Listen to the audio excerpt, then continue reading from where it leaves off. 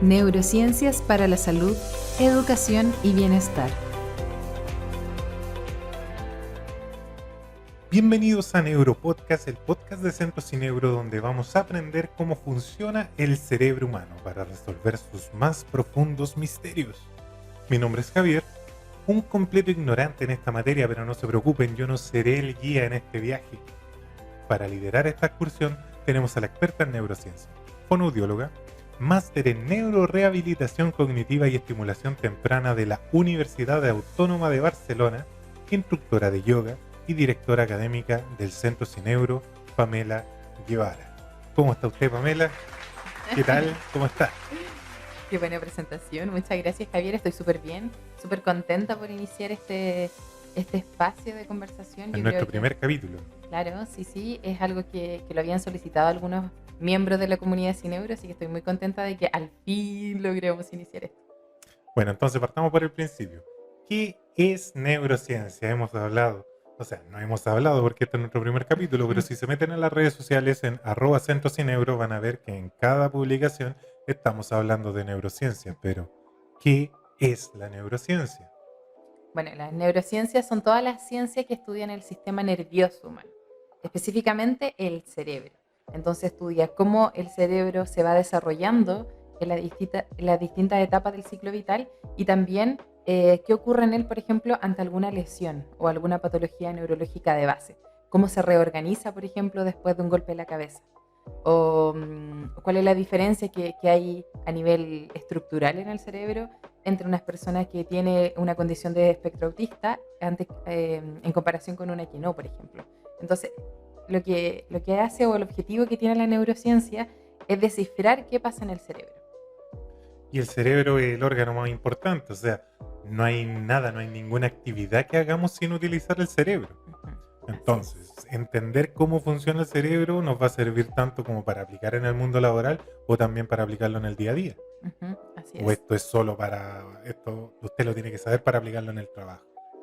Para todos los contextos se aplica la neurociencia, porque por ejemplo, claro, a nivel de profesional, si uno es terapeuta, saber de neurociencia, saber de cómo aprende el cerebro me va a permitir optimizar ciertos procesos de terapia, ¿cierto?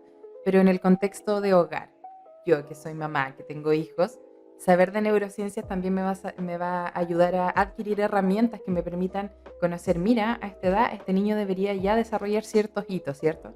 O mira, el niño aprende de tal manera a esta edad que es distinto a cuando tiene 8 años, por ejemplo. Entonces ya, las actividades que voy a elegir para trabajar o jugar con mi hijo van a ir enfocadas de esta manera, por ejemplo. Entonces es algo que se puede aplicar a todos los contextos. Claro, así como cuando, para dar un ejemplo, hay veces que yo le quiero enseñar cosas a nuestro hijo, al Lucas, y tú siempre me decís, oye, lo hacís muy largo, no te vas a poner atención todo el rato, demoráis mucho en explicarle.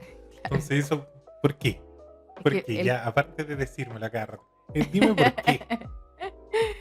qué. Ventilando las situaciones personales. No, pero claro, es que es un desafío esto, porque uno no termina de aprender nunca, ¿cierto? A la hora de tratar de enseñarle a un niño. Pero si lo vemos así en términos prácticos, los periodos atencionales en un niño varían. En un niño de alrededor de 10, 12 años es alrededor de 10 minutos y nada más. En un niño que tiene 2, que tiene 3 años, no, si nosotros le damos una frase, una instrucción demasiado larga, lo mareaste, no te entendió. Tienen que ser instrucciones cortas. Esto está bien por esto. Hijo, si te subes ahí, te puedes caer. Además que yo igual noto que en mitad del discurso ya Se empieza a distrae. mirar para el lado, buscar juguetes. Bueno, y ahora que tiene 4 años, él mismo te lo verbaliza. Claro. Así, papá, ya me aburrí. Entonces las reflexiones con los niños, hay momentos para reflexionar con los hijos y cuando tienen 2, 3 años no es el momento. Ellos tienen que recibir instrucciones claras que le permitan comprender de una mejor manera el mundo que los rodea. Entonces, ¿cómo podemos llevar todos estos conocimientos de neurociencia? Porque una cosa es entender cómo funciona el cerebro, pero para aplicarlo en el día a día. ¿Qué cosa del día a día aplica neurociencia? Todo, absolutamente todo. Lo que pasa es que en nuestro cerebro, como tú decías, lo utilizamos para todo lo que hacemos en el día a día. Entonces, por ejemplo, hay ciertas acciones que favorecen el desarrollo del cerebro, que favorecen el traspaso de información entre las neuronas y la liberación también de ciertos neurotransmisores, ¿cierto? Si nos vamos a la base de cómo funciona el cerebro, lo que yo hago libera ciertos neurotransmisores en el cerebro que me va a permitir o favorecer el traspaso de información o inhibirlo. Por ejemplo, si yo estoy sometida a alguna situación de estrés prolongado, mi cerebro libera una sustancia que se llama cortisol. ¿Y qué pasa? Cuando hay mucho cortisol en el cerebro, a corto plazo no voy a aprender, ¿cierto? Si lo llevamos un ejemplo con un niño.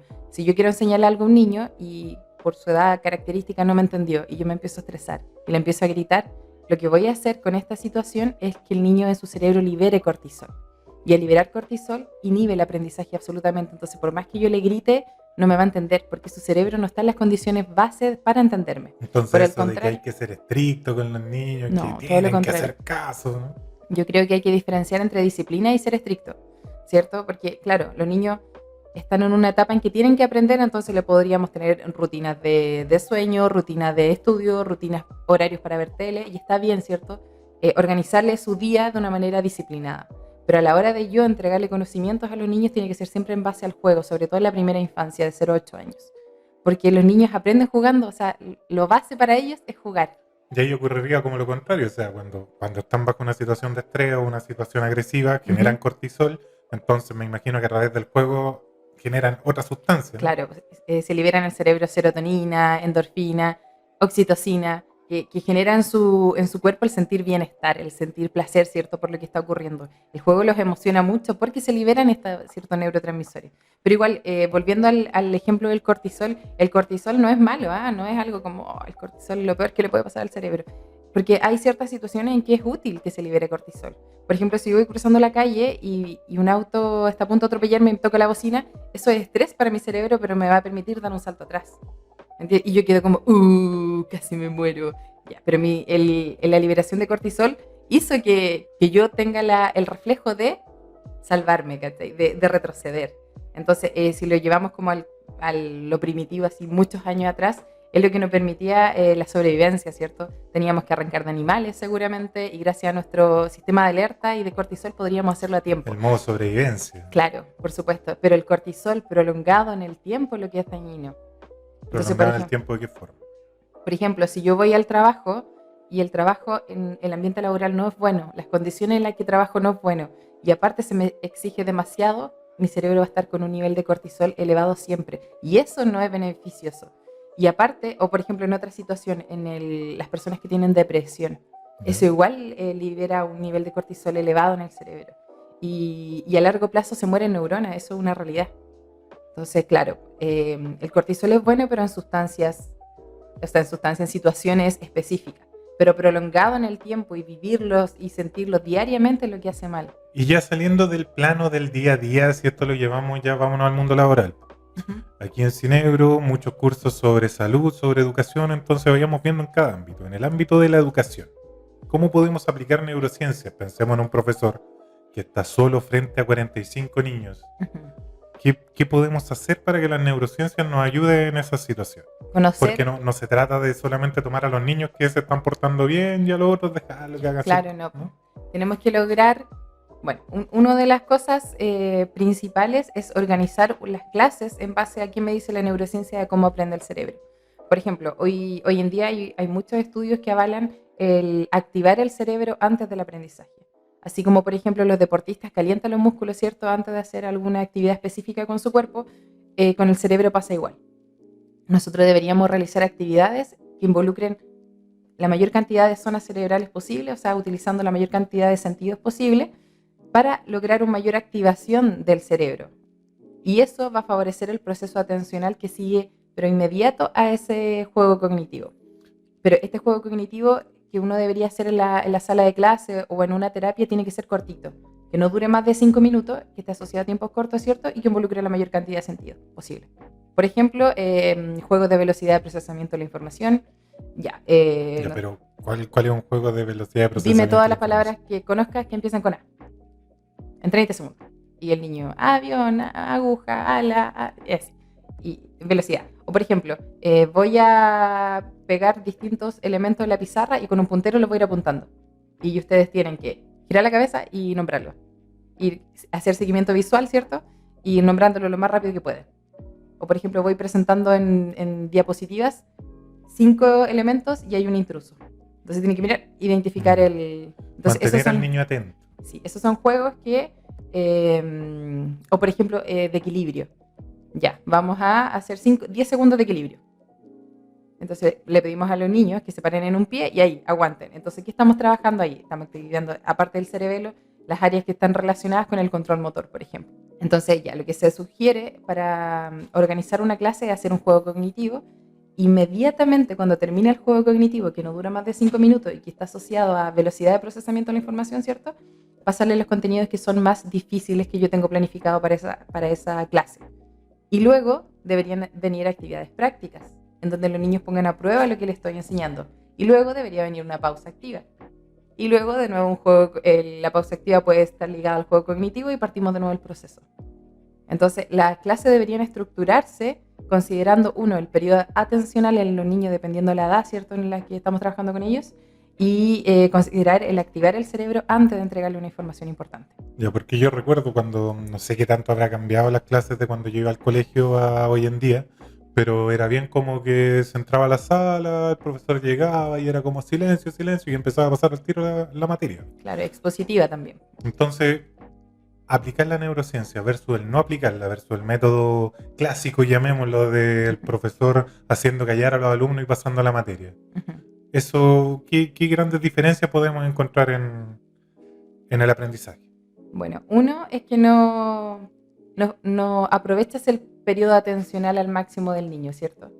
Y otro, que no liberas, teniendo clases de esa manera que son más expositivas, donde los niños no participan, tú no logras que los niños liberen estos neurotransmisores que favorecen el aprendizaje. No, un niño que está solo escuchando lo que dice el profesor durante una hora y media, está súper aburrido, y todo lo contrario, y cuando ya se empieza a aburrir, se empieza a desesperar. ¡Ay, quiero que termine esto! Esto ya me está generando estrés, ¿me entiendes? Entonces, estamos liberando cortisol.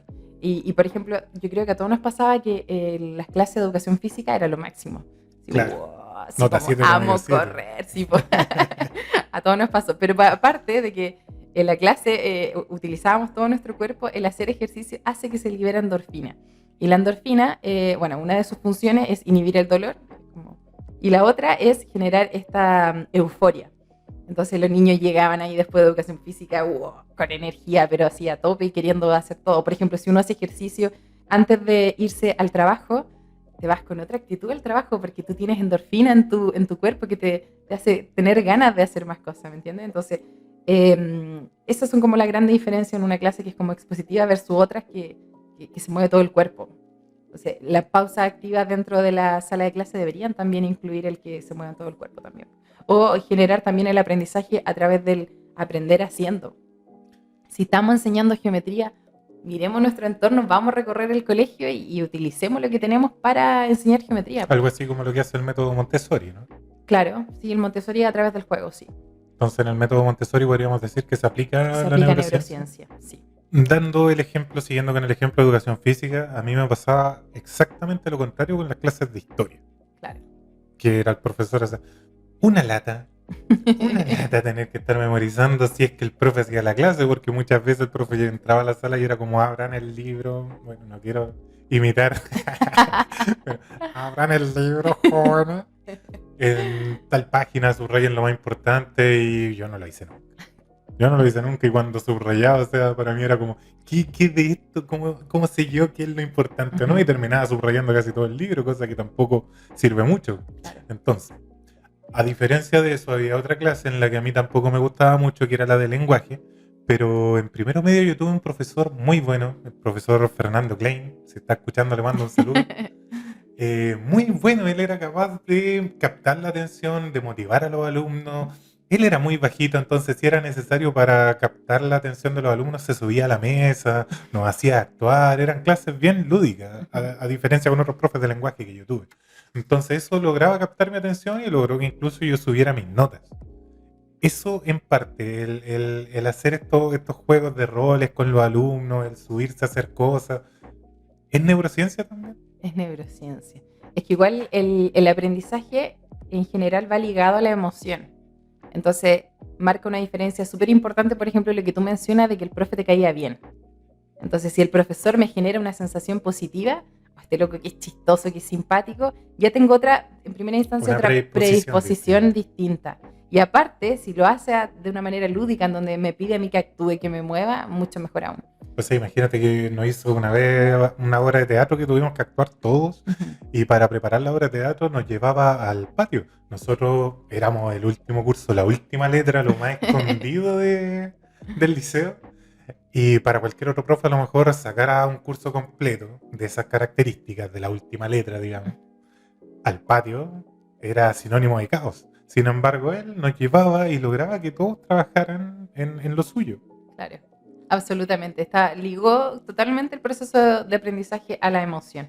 Entonces, claro, aparte de utilizar la mayor cantidad de zonas cerebrales a través de la mayor cantidad de estímulos, ¿cierto? Visión, tacto, audición, tiene que ir ligado a una experiencia positiva. Síganos en Instagram @centrocineuro, donde vamos a ir subiendo cápsulas de estos capítulos y donde además van a encontrar tips de neurociencia, información de cursos, todo relacionado con neurociencia para que aprendan, apliquen en su sala de clase, en su centro de terapia. Estos son cursos dedicados a la educación y a la salud.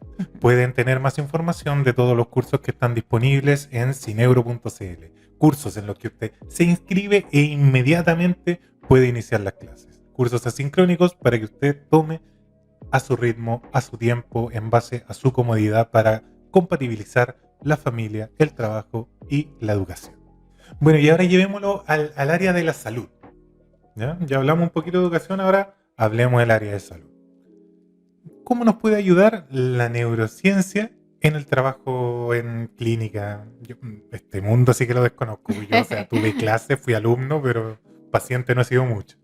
Claro, tú dices en terapia, por ejemplo. Por ejemplo. Bueno, el mismo ejemplo que te daba en la sala de clase, conocer la neurociencia me va a permitir organizar de una mejor manera los 45 minutos que tengo en terapia. Entonces, por ejemplo, dentro de esos 45 minutos no tengo por qué tener un solo objetivo. Y ese un solo objetivo no tengo por qué trabajarlo solo con un juego. Entonces, hay una actividad cognitiva inicial, ¿cierto? Un juego cognitivo inicial. Está el objetivo, que lo puedo trabajar con 2 juegos, ligándolo a aprendizajes anteriores también, que he trabajado en sesiones anteriores, y finalizo con otro juego que me permita medir si aprendió o no lo que yo le quiero enseñar.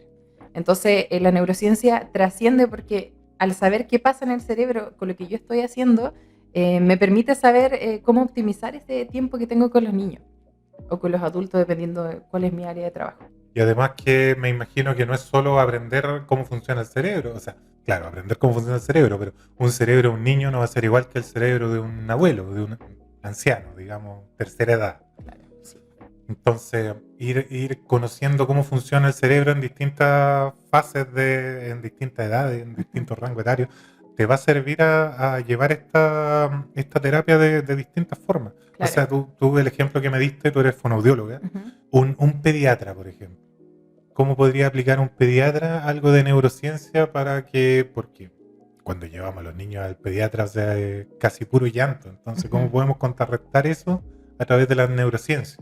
Por ejemplo, pasó igual con el pediatra de mi hijo mayor, que al principio no le gustaba mucho ir.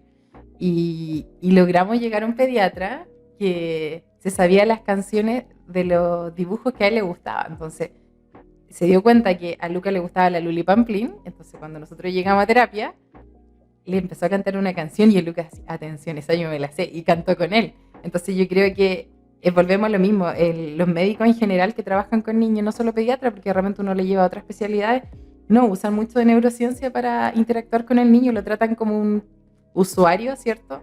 Y no juegan mucho con él. A mí me ha tocado llevarlo, por ejemplo, a traumatólogo también, y a lo más tienen un par de juguetes encima de la mesa, pero no saben cómo interactuar con ellos. Porque los niños, independiente del contexto en el que estén, tienen que llegar a él a través del juego. Si yo voy a ver a una amiga y tiene un hijo, no puedo llegar y hola, abrazo, beso. No, tengo que acercarme a él con respeto, tratando de jugar con él y ver si es que quiere saludar o no, por ejemplo, al principio. Entonces, con los médicos pasa lo mismo. Deberían, yo sé que a lo mejor los tiempos son súper cortos, pero ya recibirlo con una sonrisa, con el preguntarle previamente a los papás sobre los gustos de ese niño, me va a poder permitir tener elementos que llamen la atención de ese niño, ¿cierto? Porque para ninguno de nosotros es agradable ir al médico en general. Imagínate para un niño que ni siquiera logra entender el por qué lo llevan. Entonces yo creo que eso marca la diferencia. El aprendizaje en general va ligado a las emociones Y si nosotros logramos que esa sesión con el médico sea una experiencia positiva, la próxima vez va a ir más feliz, ¿cierto? La emoción es la clave con los niños, juego y emoción. Bueno, y vayámonos a otro rango etario, vayámonos al otro lado de la balanza. En el caso de que pongamos un psicólogo que tenga que atender a un adulto mayor. Un adulto mayor que seguramente va a decir, ¿qué es esto de los psicólogos? Esto lo hacen los nuevos, en mis tiempos era charchazo nomás. Entonces, una persona que lleva viviendo tanto tiempo que le dicen cuide su salud mental, no lo va a recibir de buena manera. Entonces va a ir a una terapia de psicología con una Predisposición. o una terapia fonoaudiológica con una predisposición negativa. Entonces, ¿cómo podemos dar vuelta a esa tortilla a través de la neurociencia? Yo creo que se extrapola a todos los usuarios el conocerlos primero. Tenemos que identificar los gustos de cada uno y a través de sus gustos organizar las sesiones. No solo en el rendimiento cognitivo, lingüístico, lo que tiene bien, lo que tiene mal, porque claro, eso nos va a permitir orientar en cuanto a objetivos de intervención. Pero el cómo llevar la sesión tiene que basarse en los gustos de la persona. Por ejemplo, si atiendo a un usuario secuelado de algún accidente cerebrovascular y tengo que hacer terapia de lenguaje comprensivo expresivo con él y era mecánico, ¿por qué le voy a estar pasando para acceder al léxico, para aumentar su vocabulario, no sé, prendas de vestir que a lo mejor no es tan llamativo? Aprendo yo como fonoaudióloga qué pasa en un auto, en términos generales. Entonces, claro, lo hablábamos con una colega el otro día que claro, si tu usuario es mecánico, tú te aprendes para qué sirven las partes del auto, se lo dejas de tarea a él y luego tú, a medida que avanza la sesión, puedes venir con un caso. O sea, es que mi auto tiene un ruido en tal parte. Entonces estás trabajando igual el acceso al léxico, el aumentar el vocabulario, pero con un tema que a él le gusta. Entonces yo creo que habla de empatía y respeto, conocer los intereses de la persona para organizar las sesiones. Bueno, entonces ya que hemos hablado tanto de los gustos, de generar esta endorfina, hagamos un juego. Hagamos un jueguito aquí para que tengamos un ejemplo de cómo son estos juegos cognitivos. Así que cuéntame, ¿qué juego vamos a hacer? Sin piedad, sí, ¿eh? Aquí yo no. Apostemos, saquemos unos pesos. Yo no vine a compartir, vine a ganar. Ya, vamos a hacer un juego entonces. El juego se llama Palabras Encadenadas. Ya, ¿y cuáles son las reglas de este juego? Reglas. Yo digo una palabra y tú me dices otra que empiece con la última sílaba de la palabra que yo te di. Ya. Y luego tú me dices una palabra, ¿cierto? Y yo con la última sílaba de tu palabra digo otra palabra. Y así, en velocidad. Y con este juego, ¿qué vamos a trabajar? El acceso al léxico, la velocidad de procesamiento de la información, conciencia fonológica, entre otras. Vamos, partamos, ¿cachipún? Cachipún. Yo parto, entonces voy con la palabra, ya que la nombraste hace poquito, la tengo bien aquí, reciente. Vamos con mecánico. Columpio. Pionono. Nombre. Brecha. Chala. Lápiz. Pistola. Lámpara. Ratón. Tonto. Tomate. Tetera. Rapunzel. Celular. Laberinto. Tomar. Marítimo. Mocha. Champú. Puerro. Ropa. Pájaro. Ropero. Pero... ¡Oh! Perdí. Si termina en ro, puede ser ro, ¿cierto? Sí. No es tan Claro. el juego. Y claro, tú dijiste lápiz que termina con Z y yo dije pistola porque estamos hablando de sonido, ¿no? De Entonces perdiste tú. fonémica. No, No. no perdí yo. O sea, No, pues son sonidos. Son sonidos. Y aparte de velocidad, no, está bien. Si no estamos aquí en gramática, estamos aquí. Sonidos. Vamos, cachipún. Cachipún. De nuevo, ahí tenés que hacer esa materia. Ya, entonces vamos con Cineuro. Roca. Caballo. Yo llevo. Llevo las pizzas. Entonces se está convirtiendo en una paliza. La última. Última, vamos. Bueno, pero si alguien en las redes sociales sabe qué palabra empieza con Yeo, bueno, déjelo ahí escrito en los comentarios. No, porque yo llevo, la ¿Ya? última sílaba es O. ¡Oh, estaba fácil! Estaba fácil. Ya, vamos, Y última. existe yo llevo, ¿cierto? Sí, pues, ya no Sí. importa. Cachipún. Se dio vuelta la tortilla. Toma ya. Ya, vamos. Pelota. Tabaco. Columpio. Y yo, pero estás haciendo trampa, me tiraste de nuevo la misma con la que me confundían antes. Pío, pío, dijo el pollito, ¿no? No, yo no. Mira, qué mal. La última- Qué bajo nivel cognitivo. Ya, último, ahora sí, eso no valió. La vamos a borrar. Acuérdate que tiene que estar asociado a tiempos cortos. Si estaba aquí 10 minutos, ya me fatigo, ¿no? Ya, Ya la última. Cachipún. Vamos. Entonces vamos con audífono. Nombre. Brecha. Chala. Lápiz. Estamos Pistola. repitiendo, esto ya lo vi. Dale, pistola. Lámpara. Rapunzel. Celular. Estamos diciendo exactamente la misma. ¿Por qué pasa eso? ¿Es porque recién las dijimos, Sí. están más aquí? Sí, está más a la mano porque las utilizamos hace poco. La memoria de trabajo las mantuvo ahí todavía, entonces es más fácil evocarlas. Requiere menor trabajo cognitivo evocar lo que acabamos de nombrar que pensar en una nueva. Y el cerebro siempre va a buscar lo que está más a la mano que buscar más en el fondo. Y de hecho, ¿no? claro, hay recuerdos que no, de cosas que nos pasaron hace mucho tiempo, pero si uno se esfuerza, logra recordarlo. Claro, y a Pero mí realmente- a veces me pasa de que quiero recordar algo que yo sé que me lo sé, Ujú. pero como que me trabo, Te cuesta porque no es información que utilices en el día a día. ahora mismo no supe qué palabra usar. Pero, por ejemplo, llega un amigo y te dice, oye, ¿te acuerdas cuando verdad, se me había olvidado? Pero realmente no se te había olvidado. Solo que no habías accedido a esa información hace rato nomás. Y entonces recuerde Sí. que nos pueden seguir en nuestras redes sociales. Estos capítulos los vamos a estar subiendo tanto a Spotify como a nuestro Instagram. Vamos a abrir una cuenta de YouTube. Sí. Vamos a tener también YouTube para que nos sigan, se suscriban, comenten. ¿Qué tips podemos dejarle a las personas que están escuchando y que puedan aplicar desde ahora ya en su día a día? Qué difícil. Bueno, algo que todos hemos escuchado, que se dice mucho, es que tomen agua, ¿cierto? Pero yo lo escuchaba eso más en lo que ejercicio, ¿no? Como que tomar agua. Claro, pero en el día a día tenemos que tomar agua. Ya. El cerebro en su mayor porcentaje está compuesto de agua y un 2% de deshidratación en el cuerpo ya afecta a nivel atencional. Entonces, por ejemplo, si nosotros vamos a hacer un trámite al centro y volvemos, caminamos, sudamos. Entonces, el porcentaje de hidratación en nuestro cuerpo disminuye. Porque un Y es- 2% de hidratación es Es pocaso. pocaso, ya está afectado. Entonces, imagínate, por ejemplo, si volvemos al contexto educativo. Si un niño salió a recreo, lo dio todo, jugó, corrió como loco todo el rato, esos 15 minutos, ¿cierto? Y vuelve a clase a prestar atención, ¿cierto? A empaparse de los conocimientos que van a transmitirle los profesores, su nivel atencional no está en óptimas condiciones, porque su nivel de hidratación en el cuerpo no es adecuado. Entonces, una de las prácticas también que se pueden incorporar dentro de la sala de clase es tener dispensadores de agua en donde los niños rellenen su botellita o pedirle a los niños que antes de que termine el recreo pasen a llenar su botellita y tomen agua durante la clase también. Entonces son tips que aparte de que le hace bien al cuerpo en general el hidratarse, ¿cierto? A nivel cognitivo también tiene sus beneficios. Entonces ya saben, todas las personas que nos están escuchando. Salud por eso. Tomemos agüita, hidrátese. Si tiene que ir a hacer trámite al centro, lleve su botellita. Sí.